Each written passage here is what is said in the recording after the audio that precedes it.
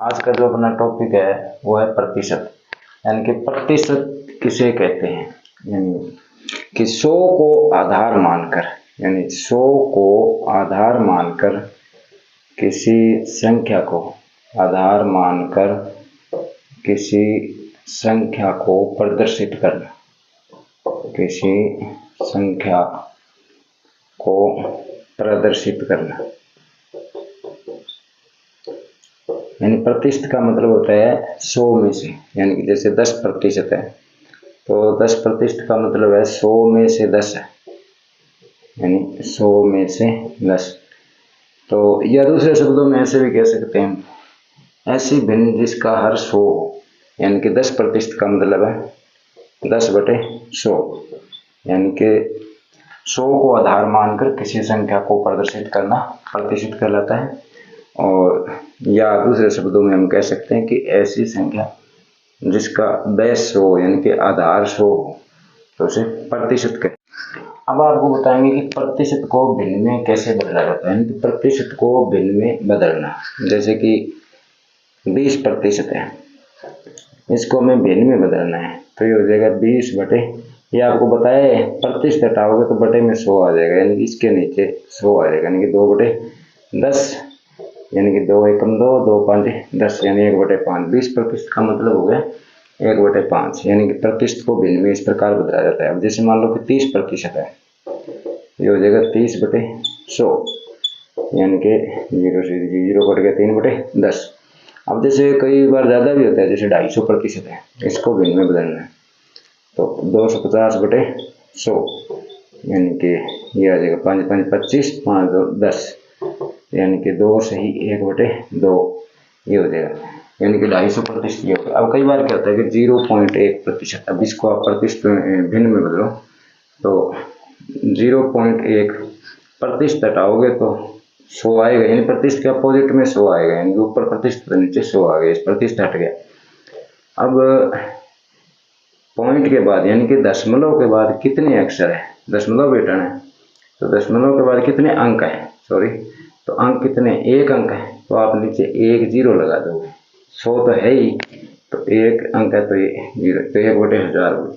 अब जैसे मैंने 0.125% है तो इसको मान लो आप उसमें बदलो भिन्न में, तो 0.125/100, ये तो इसका प्रतिशत है, बटे में 100 आ गया।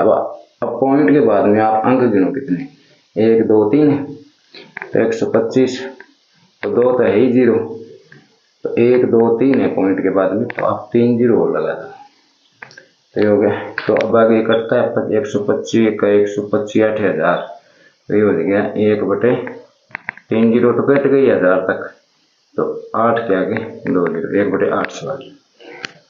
तो प्रतिशत को भिन्न में कैसे बदला जाता है, तो प्रतिशत के जब प्रतिशत ऊपर लगाए तो इसके बटे में 100 आएगा, यानी कि नीचे 100 आ जाएगा। जैसे 20% है तो 1/5 हो गया, 30% है तो ये प्रतिशत को हमने भिन्न में इस प्रकार बदलना है। जैसे मान लो और भी टाइप के जैसे प्रश्न है, जैसे कि आपका आ गया कि भिन्न में ही आ गया कि 1/5% है, इसको आप भिन्न में बदलो तो 1/5 है प्रतिशत है तो ये तो गुना में 100 आ जाएगा, यानी कि इसके अगर प्रतिशत नीचे है तो ऊपर 100 आ जाएगा, और ऊपर प्रतिशत है तो नीचे 100 आ जाएगा, तो ये आ जाएगा 1/500।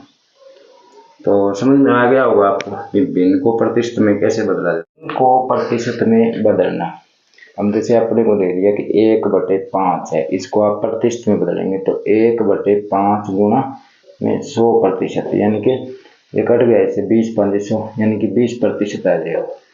अब जैसे आपके 3/5 को आप प्रतिशत में बदलो तो 3/5 गुना 100, तो 5 20 30, यानी 20 30 60% आ गया।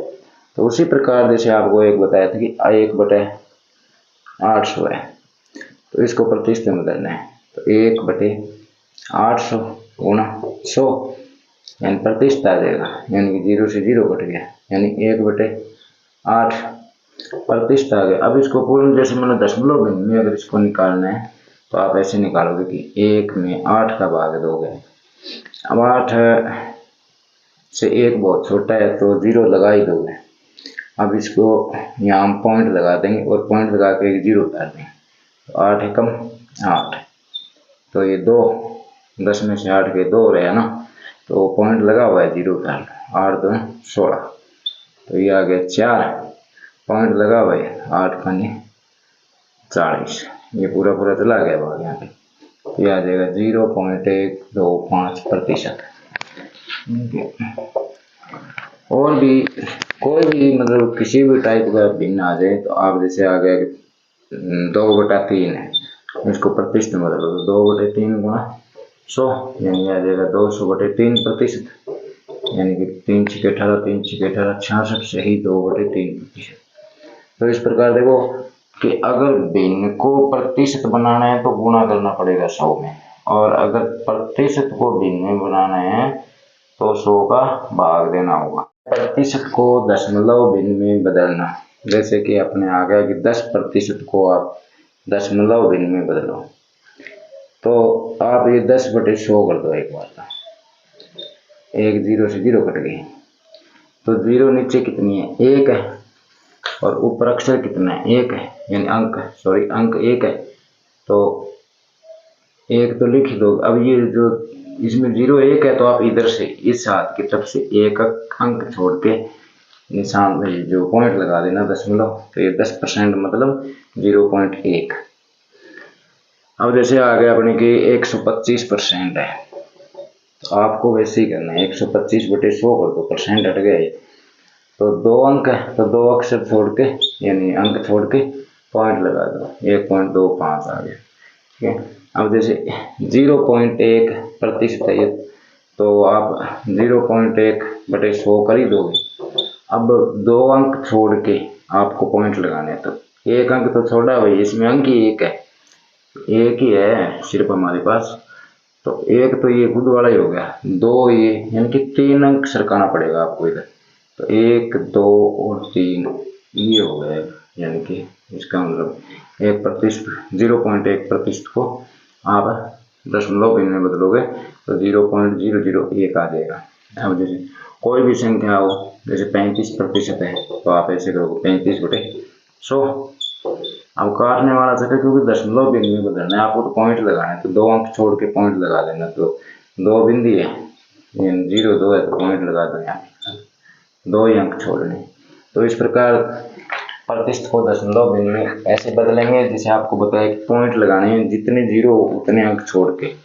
अब दशमलव भिन्न को प्रतिशत में बदलना, जैसे दशमलव बिंदियों में दशमलव भिन्न को प्रतिशत में बदलना। अब जैसे आपको दीजिए 0.001, इसको प्रतिशत में बदलो आप। इसमें क्या है कि पॉइंट जो है ना, इसको 2 अंक आगे सरकाना है, बस सीधे सा तरीका यही है, यानी कि ये हो जाएगा, यहाँ आ जाएगा, यानी कि 0 पॉइंट, ये पॉइंट यहाँ आ जाएगा, तो 1 आ जाएगा इसका। अगर आप ज़्यादा दिमाग लगाना है तो कर देना आप पूरा ही, यानी 1, इस दशमलव को बना दो 1, इसके आगे जितने अंक है उतने 0 लगा दो, 1 2 3, 1 2 3। अब ये बन गई भिन्न, उचित भिन्न बन गई, तो इसको आप 100 से गुणा कर दो, प्रतिशत बनाना है ना, 0 2 कट गए, क्या रह गया 1/10, यानी कि 0.1, ठीक है। अब उसी प्रकार जैसे 1.5 है, इसको प्रतिशत में बदलना है आपको, ठीक है, तो ये आ जाएगा 15। अब इस पॉइंट को बनाओ 1, और जितने इसके आगे अंक है उतने 0 लगा दो, यहाँ पे 1 ही अंक है तो ये 0, और ये इसे कर गुणा में 100 करना ही पड़ेगा, यह 150% है। तो दशमलव भिन्न को प्रतिशत में और प्रतिशत को दशमलव भिन्न में, ये मैंने आपको बता दिया। अब प्रतिशत से संबंधित हम कई क्वेश्चन करेंगे।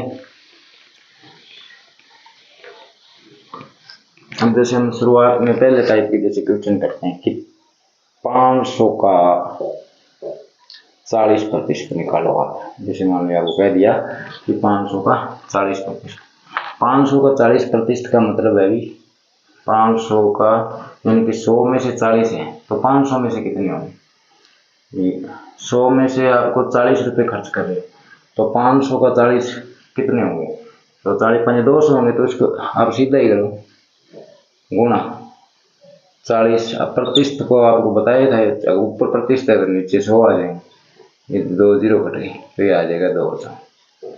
अब उसी प्रकार 300 का 60% बताएं आप कितना हो, तो आप सीधा ही करेंगे 300 गुणा 60% है, तो इसके अपोजिट में जो 100 है वो तो आ जाएगा, ये आ जाएगा 180।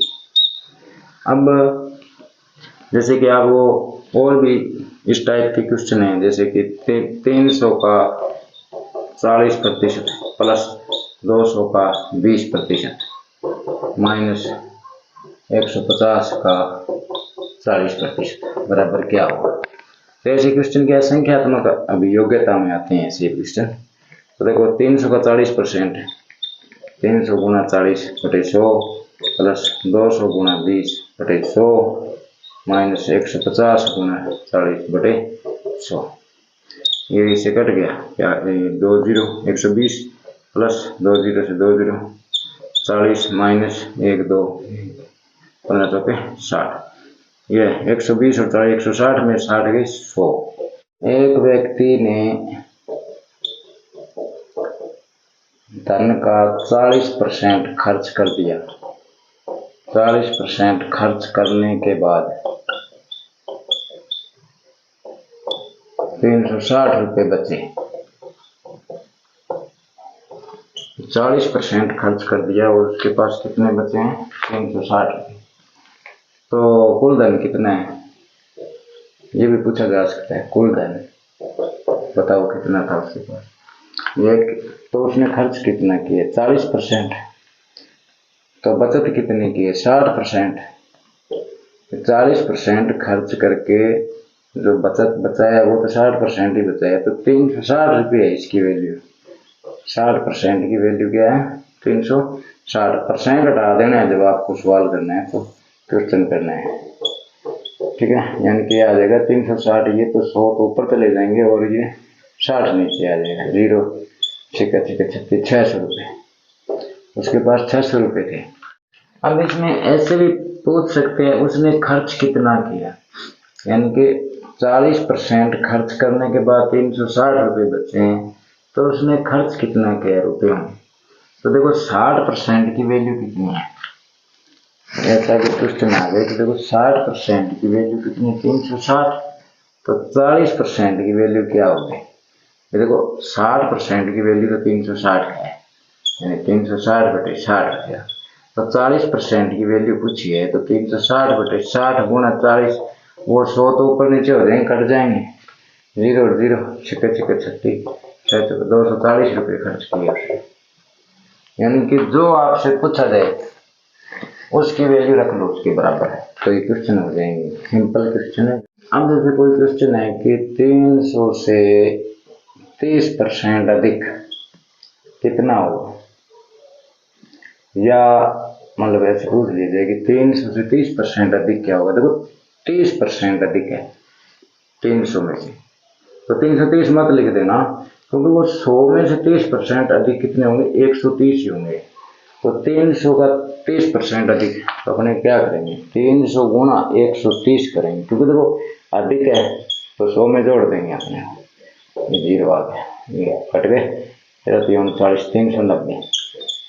अगर आ जाएगी 300 से 30% कम, तो देखो कम है, यानी कि 100 में से 30% कम कितने थे 70, तो आप 300 का 70% निकाल देना चाहिए सीधा ही, बटे 100 210। अब कम और अधिक, अब ऐसे ही क्वेश्चन पूछे जाते हैं परीक्षाओं में। ये तो एक सिर्फ आपको 0 लेवल से मैंने स्टार्ट करवाया, तो आप उच्च लेवल तक धीरे धीरे जाओगे प्रतिशत में, एकदम से आपको परीक्षा में जो आपसे क्वेश्चन आते हैं वैसे तो टाइम लगेगा, पहले आप इसको सीखो छोटे छोटे क्वेश्चन। अब जैसे कि प्रश्न आ जाता है कि एक गांव की जनसंख्या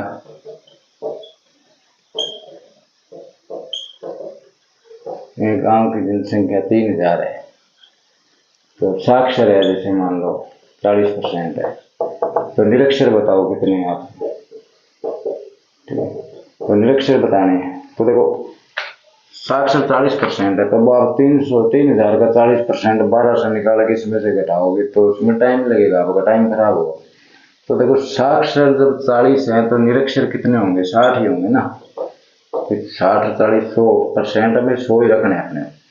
तो 40% साक्षर है तो निरक्षर कितने, 60%। तो निरक्षर पूछे किन में से, 3000 में, तो 3000 का 60% निकाल दो, 1800 आ जाएंगे सीधे। अब अगर साक्षर पूछे तो 3000 का 40% है, ये सीधा ही निकाल दो, साक्षर 40 ही है तो 1200 आ जाएगा। ऐसे ही क्वेश्चन है कि एक परीक्षा में 60% छात्र पास हुए, 60% छात्र उत्तीर्ण हुए, मतलब कक्षा के अंदर 60% छात्र उत्तीर्ण हुए और अनुत्तीर्ण छात्र हैं जो 16 है। ये 16 छात्र जो अनुत्तीर्ण हुए हैं,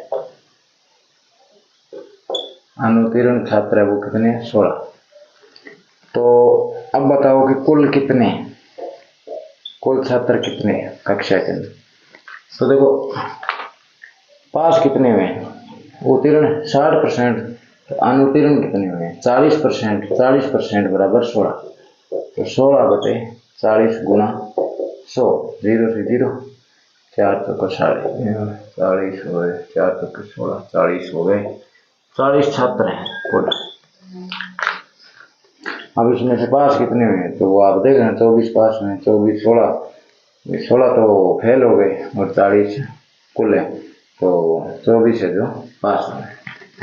अगला पार्ट होगा उसमें जो इससे थोड़े कठिन क्वेश्चन करवाए जाएंगे, अगले जो सेकंड पार्ट कराऊंगा।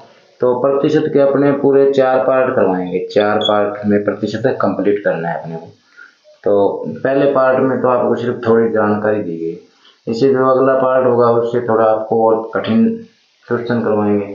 फिर धीरे धीरे यानी कि 4 पार्ट पूरे होते ही जो परीक्षाओं में आए हुए प्रतिशत से संबंधित ये बहुत ही महत्वपूर्ण टॉपिक है, इसलिए इसको पूरे ध्यान से करवाएंगे। 3 4 5 भी पार्ट हो जाएंगे तो कोई बात नहीं, लेकिन आपको समझ में आना चाहिए।